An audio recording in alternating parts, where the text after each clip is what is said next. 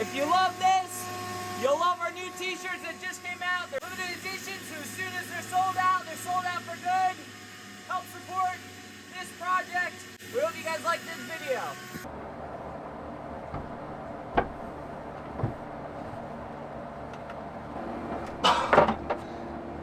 Oh man. Alright. Welcome to my man cave. Every day, all day long, we've been waking up, going to the gym, and then working on the boat all day. But then in the evenings after dinner, I usually come down here and I spend a few hours just trying to chip away at the things that need to be done. It looks like a disaster still. We're going in the water tomorrow. So we still have a lot of things to do today and tomorrow morning before we go in the water. But let me just give you a little tour and update of what's going on in the engine room.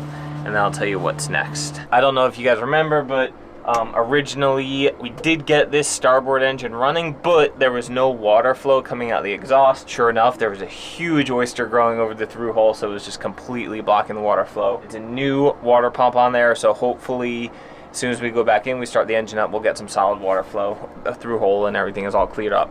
Port engine ran us all the way up perfectly, about half throttle, doing 4.5 knots through the water all the way, which is pretty dang good. We have our whole fuel system back here. I've been doing a lot of work to this. I've replaced pretty much all the fuel lines. Sierra's sanding.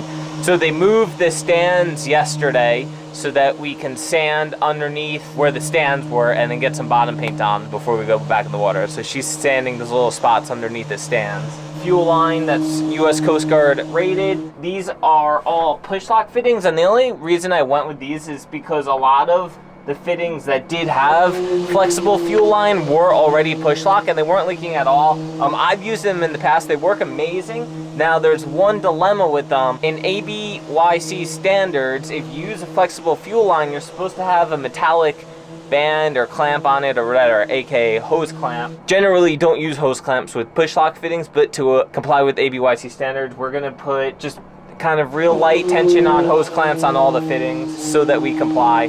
One other thing that I set up back here was like a fuel polishing system. I don't think it's quite a polishing system because it doesn't have a high flow rate like you normally would with a fuel polishing system. So I used an existing Raycor filter. They're all the same sizes. I got a new one for the generator that I'll talk about in a minute, but they're all the same sizes. I just wanted them to be universal so we could have all the fuel filters, and anything much larger is really expensive anyway. I plumbed it so that out from the fuel manifold it goes into this filter. This is the polishing filter with a gauge on it so I could keep track of how clogged it is. And this Walbro 12-volt pump is pulling the fuel through there, and then it's going to the return manifold up here, and then I can return it to either the port tank or the starboard tank over on that side. We're limited by the flow rate by the filter, and I matched the pump just to that flow rate. So it's about 60 gallons per hour, so which is real slow, but over time we can get all this fuel filtered. I've actually gone back and forth a few times already.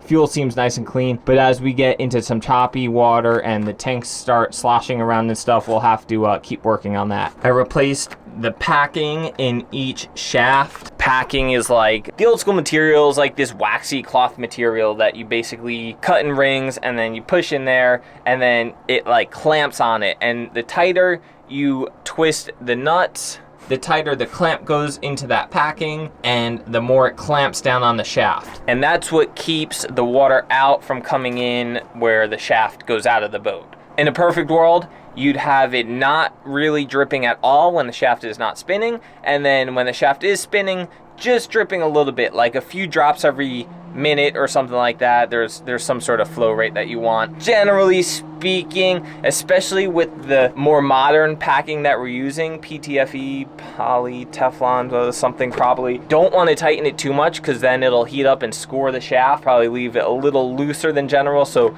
you know, a few drips, like a drip every few seconds or something like that. And we'll work on getting that correct tightness when it's in the water. Anyway, right here we had a whole generator, but the head was off, it was all seized, it was garbage. So I ripped it out piece by piece without having to use a crane through here. Crane might have been worth it, but I don't know. I just got it done slowly at night, chipping away at it. Got to give a huge shout out to our friend Kenneth. He messaged us. He has a similar boat to this, much nicer. He's put a lot of work into it, and he upgraded their generator, and he gave us his old generator. It's got low hours on it. It's 5 kW generator, and he gave it to us. So we're gonna mount that sucker right here. It's one of the beta, I think what they call it, new something. It's a beta engine, beta diesel engine generator. So 5 kW, it's in the van right now. Right before we go in the water tomorrow, we're gonna have them use the crane and just drop it in here, and we'll just set it in place, and then we'll figure out hooking it up and everything while we're in the water. We still have to add our lithium house bank and rewire a bunch of stuff and clean up a bunch of stuff. For such a small space, there's so much work. Oh, we added these LED light strips. You guys like these? We still have these lights back here because it's not quite bright enough, but I already have some more LED strips, so we're gonna get it nice and bright in here in the engine room. So what I'm working on right now, what the priority is to replace the coolers and heat exchangers on these engines. These are parts that they help keep the engine cool, the engine oil cool, and the transmission oil cool.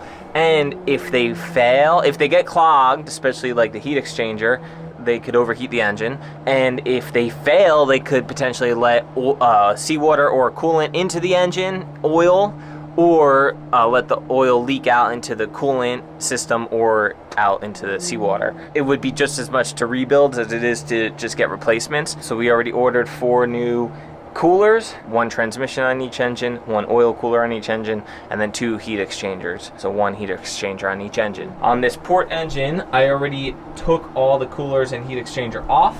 So here's a heat exchanger. And it's a really good thing we're doing this, because look at all this garbage that is in the heat exchanger. Just all these rusty bits. There's actually some bigger chunks in there.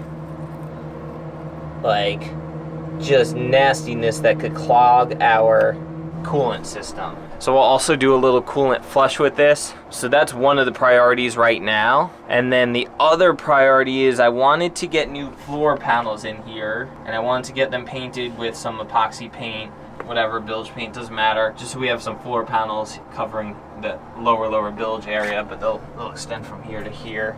I just bought some cheap marine ply from Home Depot. I know marine ply is not cheap, but the stuff from Home Depot isn't quite your like high quality marine ply. It's like the cheaper quality marine ply. So we just got some 3/4 inch from Home Depot. We'll cut out those panels. We'll paint them with some of the Total Protect that we have left over from the running gear and stuff, just to get them nice and sealed for this like moist environment that's down here in the engine room. And then we'll lay those in here. I don't know, few other things. So there's a whirlwind of an update of what's going on in the engine room. Still a lot to be done, but right now the priorities are just get those panels painted and in, and get these coolers and heat exchangers on, get the engines ready to be run for going in the water tomorrow afternoon.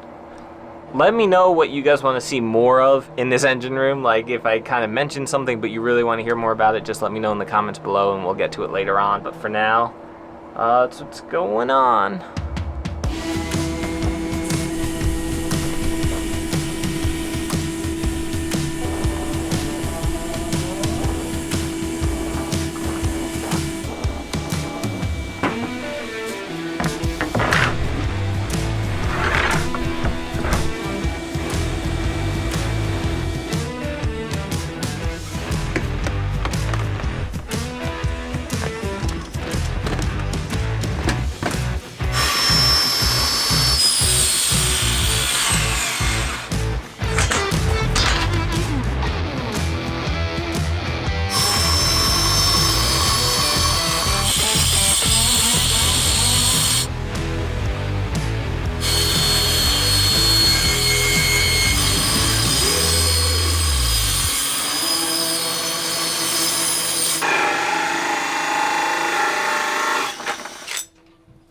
Alright, we put some little supports underneath our bilge panels to get a little more support. We drilled out some holes to be able to pick them up, and some cutouts where like the bilge pump goes and some hosing goes there. Same thing on these, some little holes to be able to pick them up easily. These are just about ready to be painted. Sierra said she'll paint them for me so that I can move on to my other stuff. We also got the generator panel where the generator will sit across the stringers.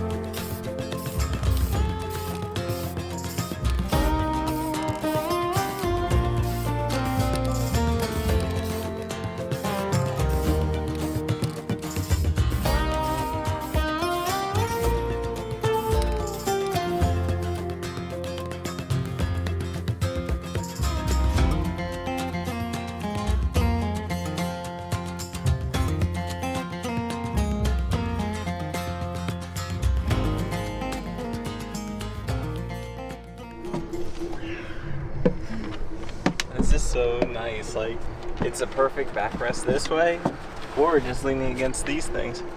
We just put the cushions up that we picked up from the upholstery person the other day. Man, it looks good back here. Up here, I should say. We also just finished back there.